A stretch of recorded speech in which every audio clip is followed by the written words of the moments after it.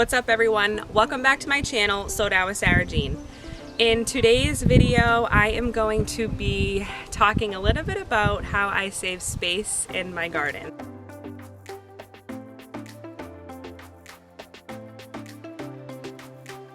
So, I'm not a farmer. I am just a suburban homesteader trying to grow food for my family. And in order to do that on our less than 1 acre property, I really have to utilize all of my space. So this is our garden. This is where we grow all of our food.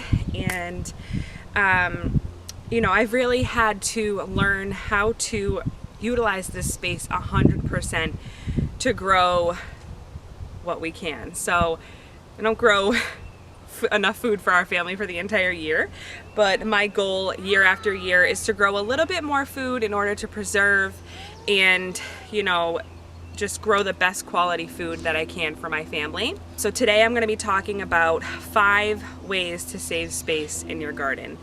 I really hope that this video is helpful for some of you guys, whether you have a small garden on your property, whether you have a big garden on your property, whether you have a balcony, a deck, a front porch. You can grow food anywhere. I love to grow food, and year after year I've just expanded my garden, and now even though I have this really big space for a garden, I'm still finding ways to utilize every inch and every corner, and I wanted to share a couple of those tips with you guys today. Okay, so here is going to be my first tip for saving space in your garden, is to grow things vertically. So I have this cattle panel trellis, and what I'm going to be growing on this year are watermelons, melons, and loofah gourds. So basically I'm growing loofahs to create sponges. But what's going to happen is the plants, which I planted my watermelons and I might have planted them a little too early, they're not doing so well. But what's going to happen is the watermelons are going to trellis all the way up here and hang over. I might have to use some pantyhose or tie up the watermelons so they don't fall off the trellis. But this is a great way to save space in a garden. You can use cattle panels to trellis so many different things. You don't have to use an arch too. You can literally just get the cattle panel and line it up straight with some posts, and you can trellis up your peas, your cucumbers, your tomatoes. There are so many different trellising plants that will climb up a cattle panel. These arches were created to cover our crops during the winter.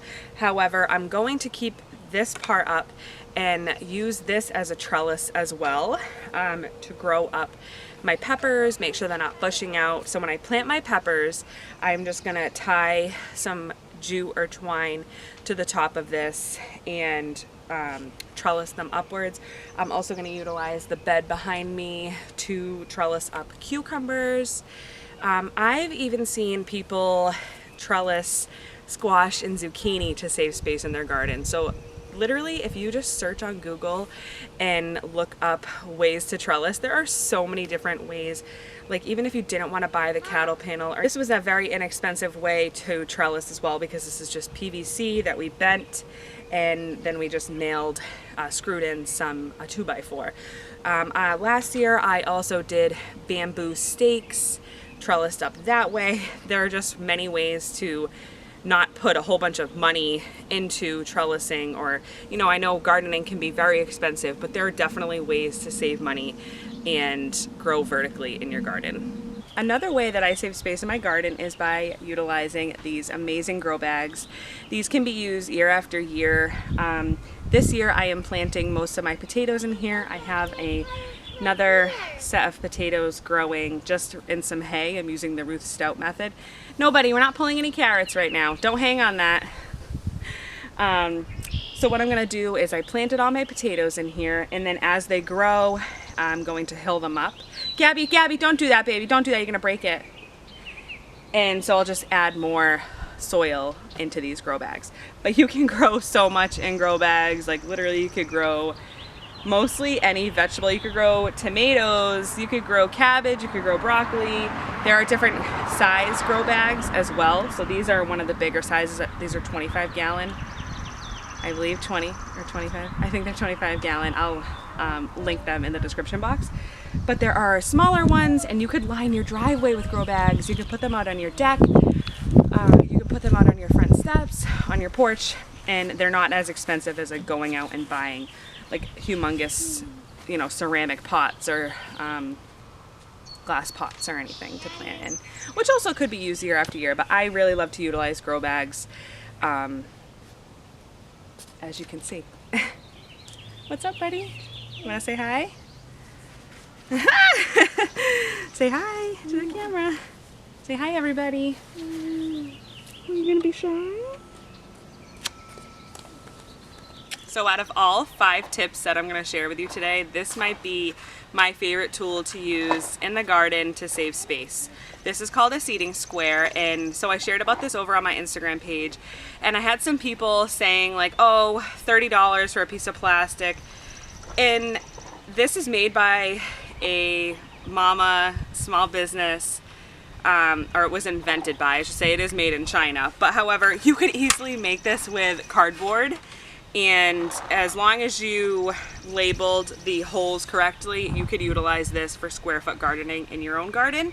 However, I love it. I've used it for a couple of years now. I've had some major success with it, and let me tell you a little bit about it. I recently used it here in my garden to grow radishes and perfectly space them apart, so that way, you know, can you just sprinkle seeds around? Sure. Is that going to be the most beneficial use of space in your garden? Probably not. And if you're working with a small space, or you're trying to utilize every inch and nook and cranny in your garden like I am, this will be something that you will really love to use. So ultimately, what you do is you take this little wand, place this at the start of your square foot, and it comes with a little planting guide, and so it told me on there that I could plant 16 radishes per square foot. So I just put holes in like this and put holes in every single red dot so that I could grow, so that I could put the radish seeds in those holes. And that's how closely you can plant radishes together. And each color means a different vegetable. So like it'll tell you tomatoes, cucumbers, you know, all these, broccoli can only be 1 per square foot because those are bigger plants. So that would just be this one orange circle in the middle. Like yesterday I planted onions with my girls, and it was the yellow holes. So we were able to plant 9 onions per square foot, which is, I just think this is such an amazing product, and it has helped me so much in my garden, because when I first started gardening, I was just like, oh, this seedling can go here, this one can go here, this can go here, yada yada yada. And then all of a sudden, once everything grows, you're like, oh my god, that is like not enough space. Plants really need space in order to thrive, you know what I mean? They don't want to be fighting over root space. You know, if they don't have enough airflow, they're not going to grow properly. So I think that, especially if you're in your first, like, I mean, this is my 5th year gardening, I still utilize this, you know what I mean, to just make sure I'm getting every square foot of my garden properly utilized. And I even use it for my seedlings, just as like a guide for my seedlings. So like I'll just place it and be like, oh, okay, so like, what did I plant out here? Oh, my cabbage. So like for my cabbage, I looked and I realized like, okay, this actually cabbage is only 1 per square foot too. So I just like put this in the soil to mark out the square footage, and then I just placed my seedlings right in the middle of the square. So that way I knew that that would be properly spaced as well. This product I will link in my description box as well. But like I said, maybe we could even do a video together of making one of these out of cardboard. You can really make one of these out of a piece of wood too. Drill some holes into it, color coordinate them, and you have yourself a seeding square. But I think it's a really awesome tool. So I also love interplanting in my garden. So what I do is I'll go next to plants that grow up, and I will grow root vegetables that grow down. So what I did here, they haven't sprouted yet. Oh, actually they're starting to sprout right now. I can show you a closer up view. So this is lettuce that I'm growing. Isn't this lettuce so beautiful? It's a Merlot lettuce.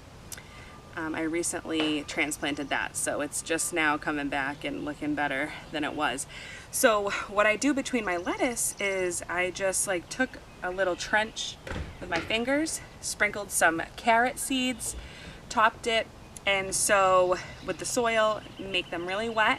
And now I actually have carrots coming through here right in between these rows, since they won't affect each other because one grows up and one grows down. You can do this with so many different plants. You know, if you wanted to plant beets or radishes in between your peppers or tomatoes. Last year I also planted carrots in between my tomatoes, and that worked out really well. The carrots loved the shade that the tomatoes provided, just being nestled right in between there.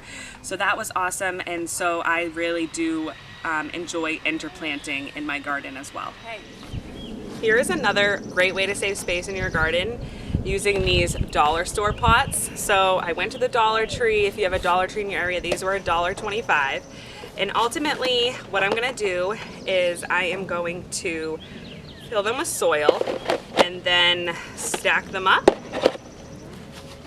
and just leave them in my garden. I'll probably stack them about 7 or 8 high and plant things like, you can plant strawberries, lettuce, smaller crops, such as, let's see, what else could you, oh, herbs. This would be great for an herb garden. You could easily put this on, again, your porch.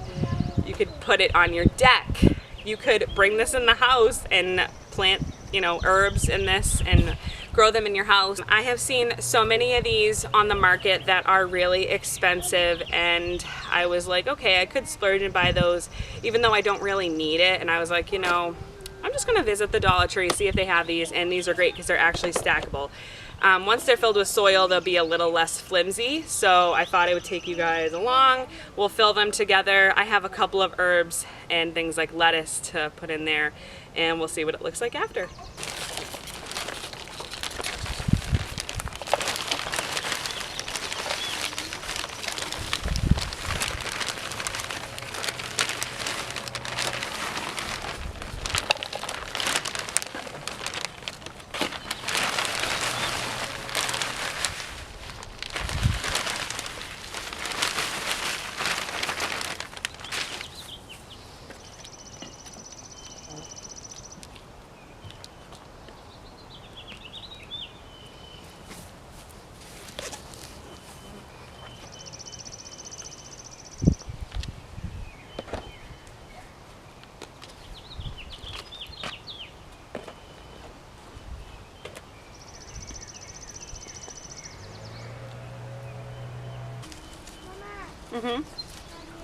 Love you.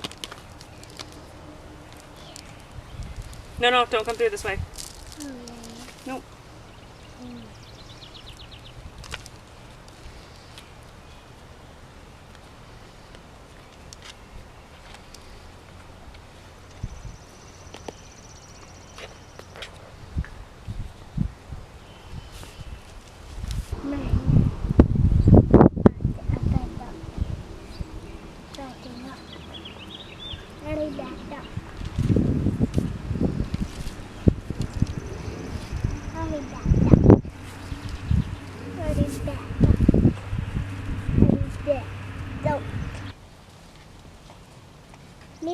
Make sure because I forgot to make art too. Daddy, what? What? What? Hi. Hi. What?